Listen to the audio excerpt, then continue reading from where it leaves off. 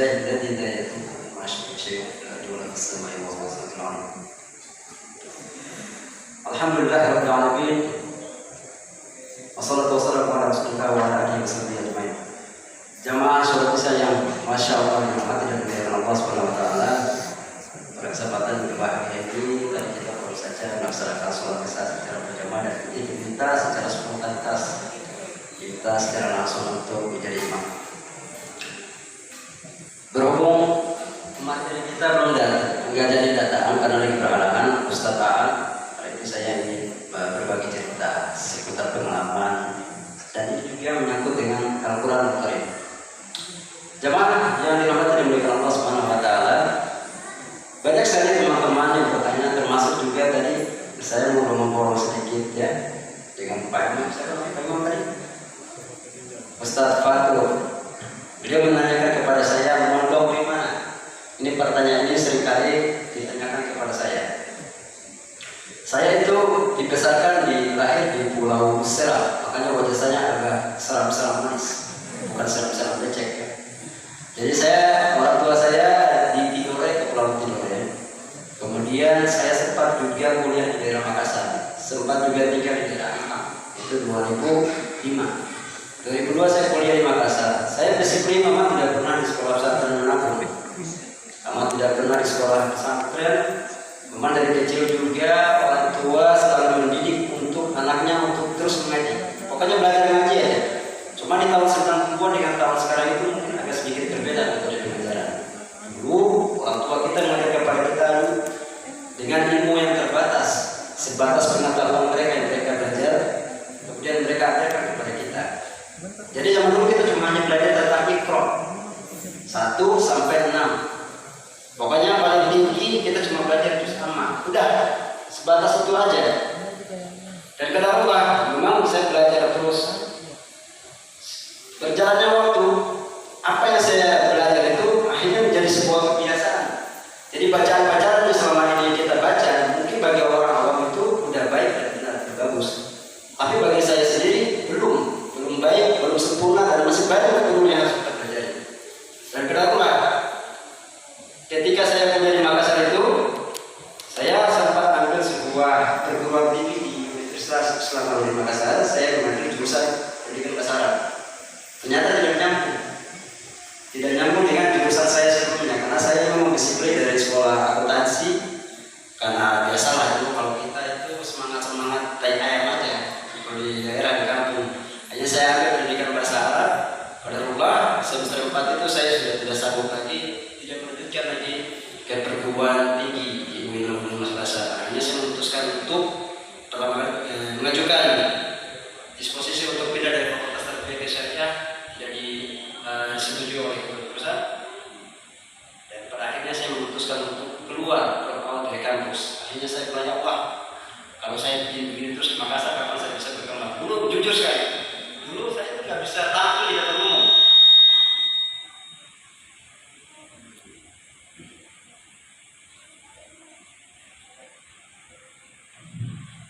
Dulu kalau saya bicara di depan umum, saya selalu grogi. Mau mengajukan pertanyaan aja pun nggak berani. Tapi alhamdulillah setelah saya keluar dari Kota Makassar, saya hijrah ke Jakarta 2020 itu semua berawal dari dunia model. Kemudian merambah lagi ke dunia iklan, merambah lagi ke dunia film. Dan film saya itu sempat kuning ya, sempat mungkin ada adik kalau kelahiran tahun 2012 belum nggak sempat nonton kayaknya. Jadi tayang 2012 judulnya Direct Redemption, itu saya adakan film dari Iko Uwais. Nah, singkat cerita, dari pengalaman film yang pernah saya bermain di situ, saya berpikir bahwa ini kalau lama-lama di dunia film ini bikin aja gitu. Artinya sesuatu yang kita cari secara duniawi itu tidak ada habis-habisnya. Sesuatu yang kita kejar ya bakal menjauh. Kemudian saya berpikir lagi, ya Allah, ini dunia entertain ini kok begini gitu.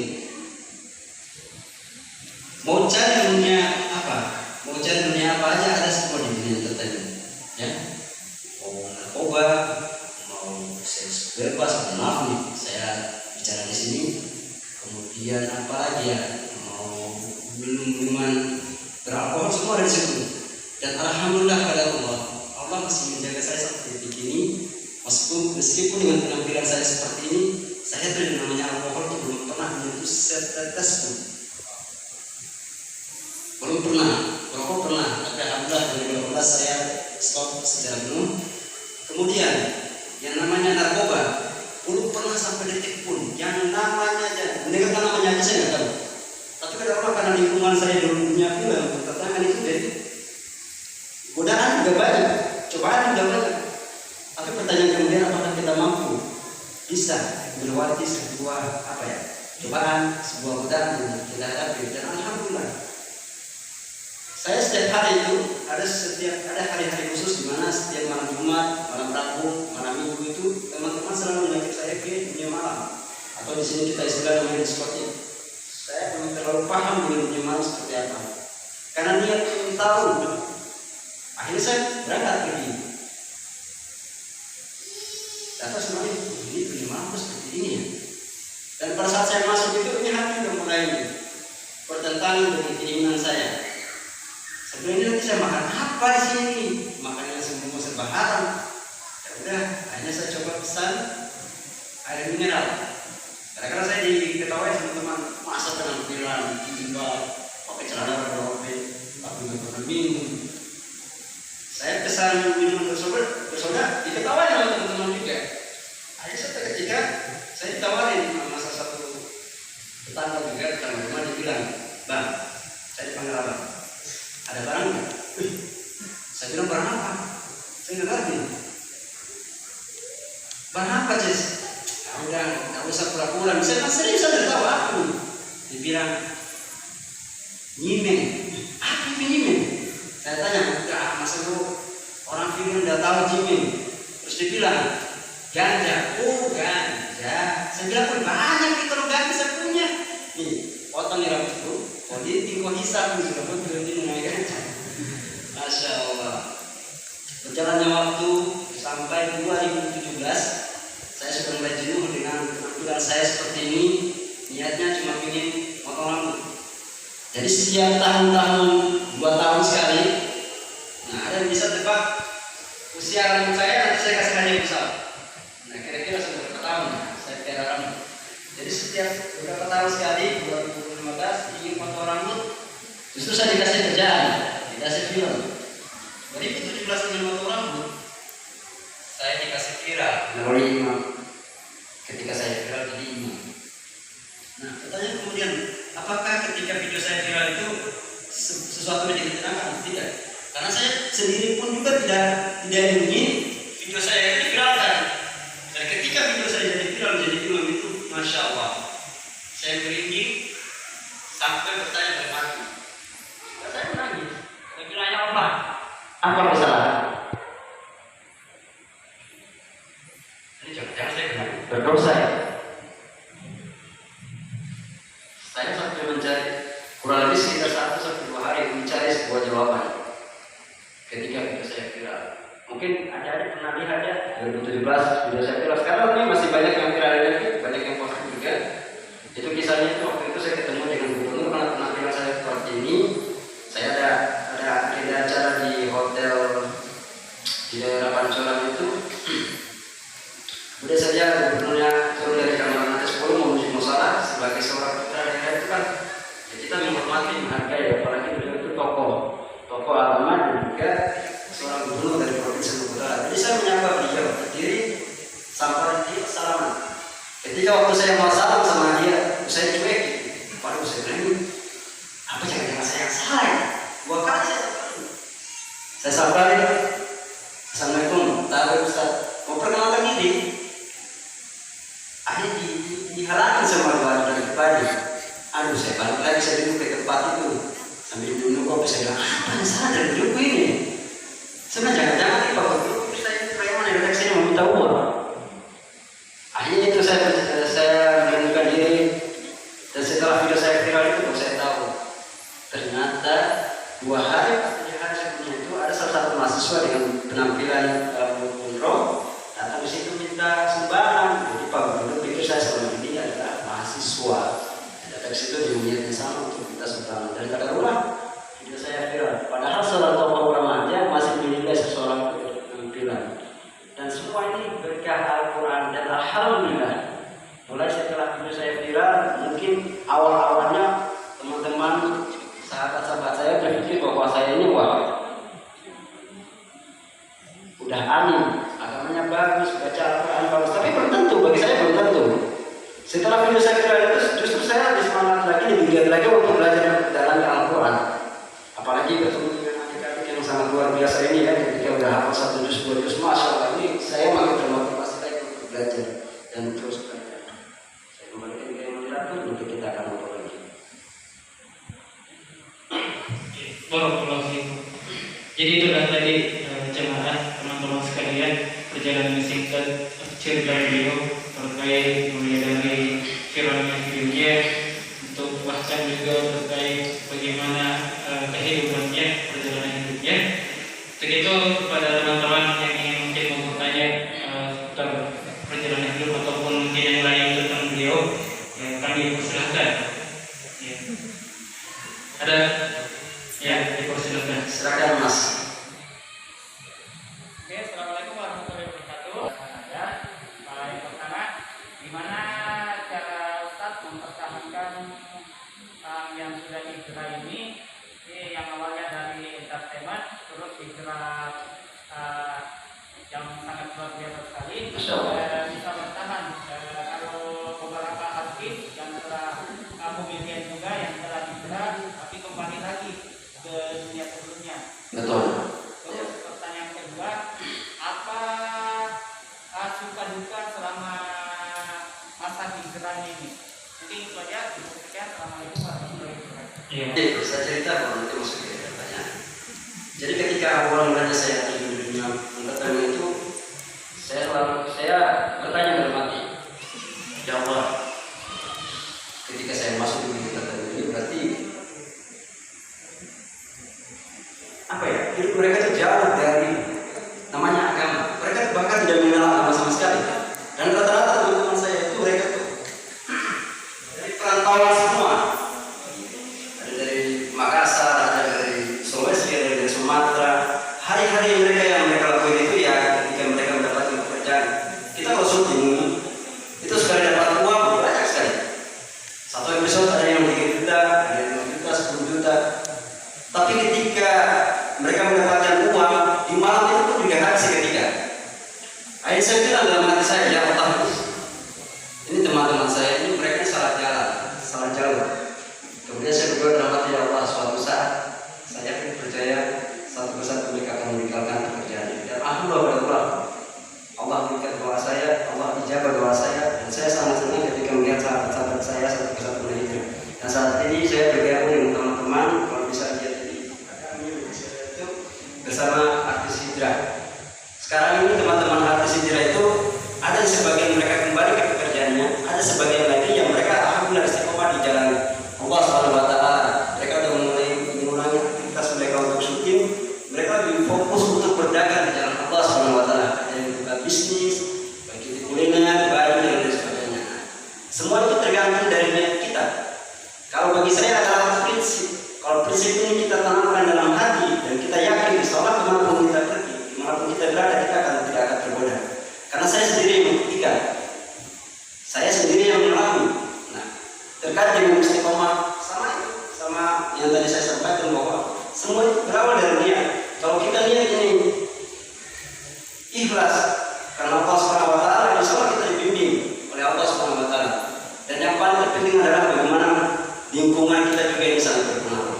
Kita harus berteman dengan orang-orang saleh, kita harus berteman dengan orang-orang yang punya semangat yang sama, spirit yang sama, untuk bagaimana mengingatkan kepada kita untuk istiqomah di jalan Allah Subhanahu wa taala. Dan dengan cara kita berteman dengan guru kita, ya, berteman dengan ahli Al-Quran. Kalau kita berteman dengan mereka, insya kita akan termotivasi untuk belajar dan terus belajar.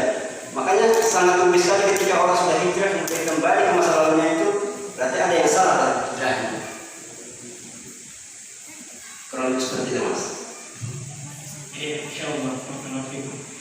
Ya, itu tadi pertanyaan singkat dan juga jawaban dari Bang Cubik terkait bagaimana menjaga keistiqomahan, karena memang ada banyak mungkin artis entertainment yang kita lihat sudah hijrah namun kembali ke dunia kembali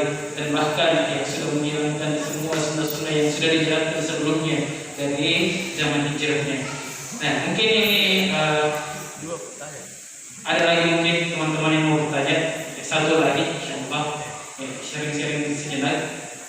Walaupun tidak ada, mungkin ini juga satu hal yang ingin kami sampaikan, dan mungkin langsung saja teman-teman yang paling sering mungkin membuka sosial media, ya ada pernah viral di mana seorang pejalan kaki orang pintar berkostum Spiderman. Ya, beliau ada di sini, beliau dari Pinrang ke Makassar, ya untuk mengumpulkan donasi Palestina. Ya, kemarin itu sempat viral, ya teman-teman yang mungkin sempat lihat, ya beliau orangnya ada, ya beliau orangnya ini yang tadi bertanya. Ya, jadi mungkin beliau bisa jelaskan sedikit terkait apa motivasinya, kenapa bisa dia lakukan hal itu. Bayangkan loh, dia jalan dari Pinrang ke Makassar menggunakan kostum Spiderman, ya untuk apa? Mengumpulkan donasi untuk Palestina. Masya Allah. Untuk itu kami berserahkan kepada beliau. Assalamualaikum warahmatullahi wabarakatuh. Insyaallah sebenarnya saya tamu di sini ya, seperti disuruh bahwa memberikan kesan cerita juga tentang pengalaman saya. Alhamdulillah, terima kasih pengurus dan remaja masjid Binbas yang telah menerima kami dan menyambut kami dengan baik. Alhamdulillah, berkat rahmat Allah kita bisa dipertemukan di sini. Oke, teman-teman, mungkin saya tidak seperti awal saya di sebelah ini yang sudah nasional, yang sudah kenal. Saya hanya orang awam juga, warga biasa Pinrang, dari kota Pinrang, dan mana mungkin teman-teman ada yang pernah melihat aksi saya melakukan aksi galang donasi buat saudara-saudara kita di Palestina dengan menggunakan kostum Spiderman dari Kabupaten Pinrang sampai kota Makassar. Dan alhamdulillah donasi yang kemarin sempat saya kumpulkan berhasil terkumpul sebesar 20.100.000.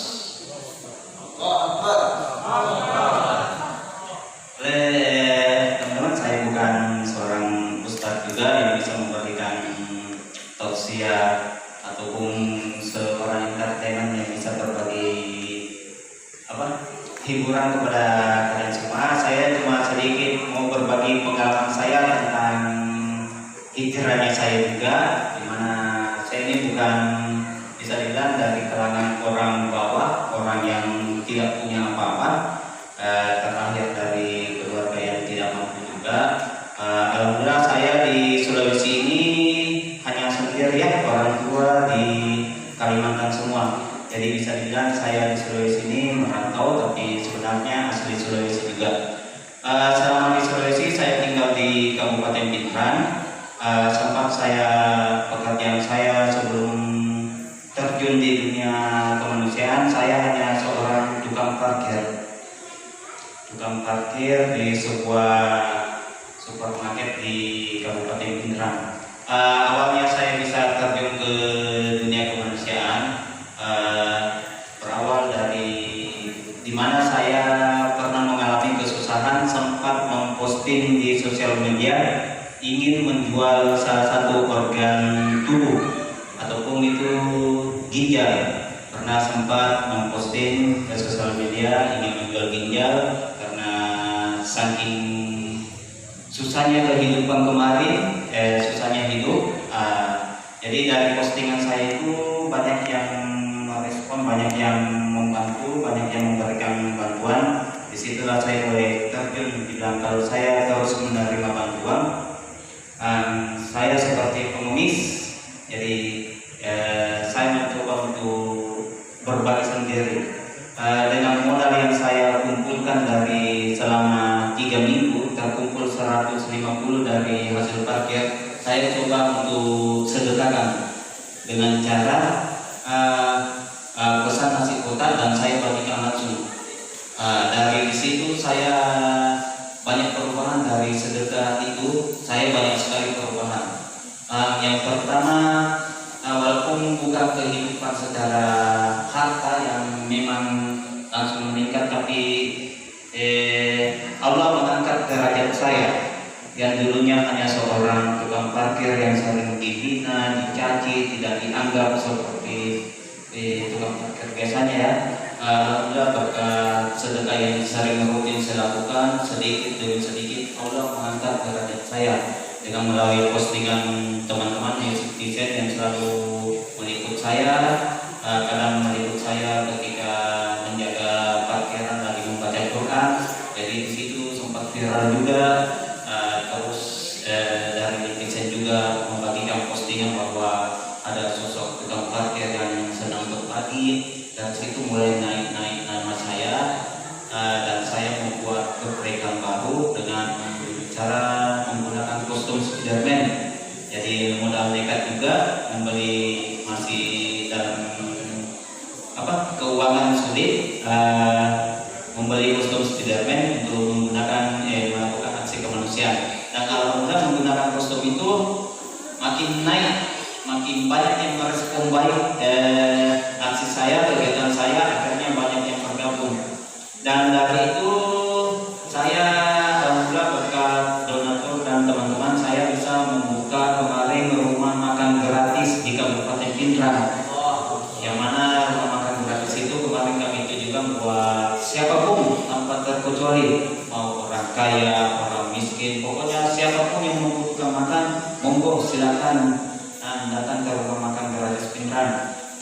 Dan alhamdulillah walaupun bukan sekarang saya yang mengurus rumah makan gratisnya, sampai sekarang masih berjalan,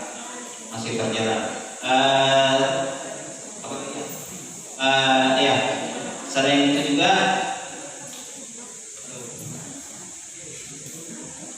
banyak juga pengalaman. Yang pertama, saya dipertemukan, terjunnya di dunia kemanusiaan ini, saya dipertemukan dengan saudara-saudara yang betul-betul luar biasa, peduli sama sesama,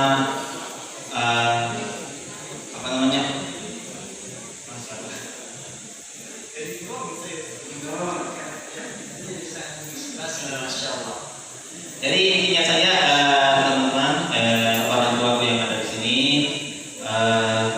yang kita takut bersedekah, yang kita takut untuk mengeluarkan harta di jalan Allah, karena semua akan dibalas secepatnya ataupun apapun pasti ada balasannya. Dan Jaki juga berharap dan sudah bersedekah langsung kita balas sama itu wanita. Tidak juga, tidak semuanya juga itu langsung dibalas secara kontan atau cash.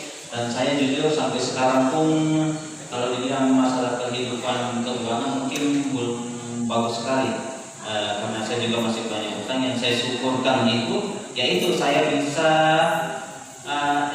derajat saya yang dulu sering dihina akhirnya bisa ada yang sedikit menghargai lah saya banyak. Dan satu lagi saya ada gabung dengan beberapa komunitas yang ada di Makassar, membuka rumah singgah gratis, di mana itu diperuntukkan buat keluarga-keluarga pasien yang berada dari luar kota Makassar yang dirujuk ke Makassar dan membutuhkan tempat tinggal. Kami menyiapkan rumah singgah gratis.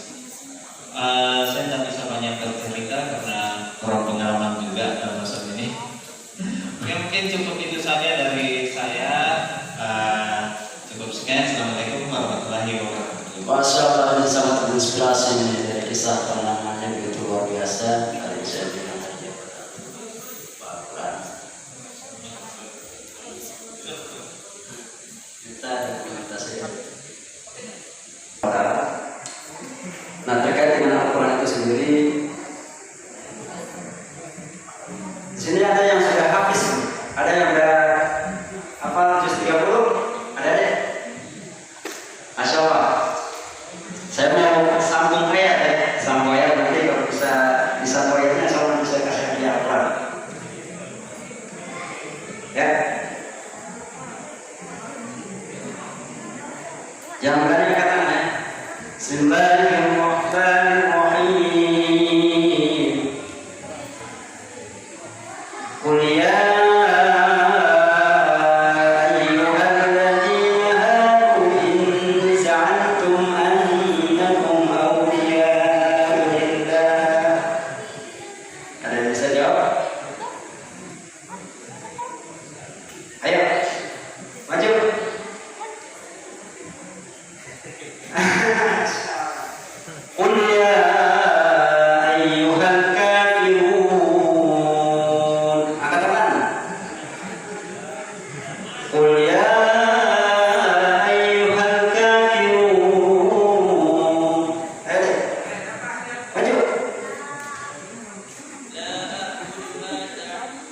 Masya Allah.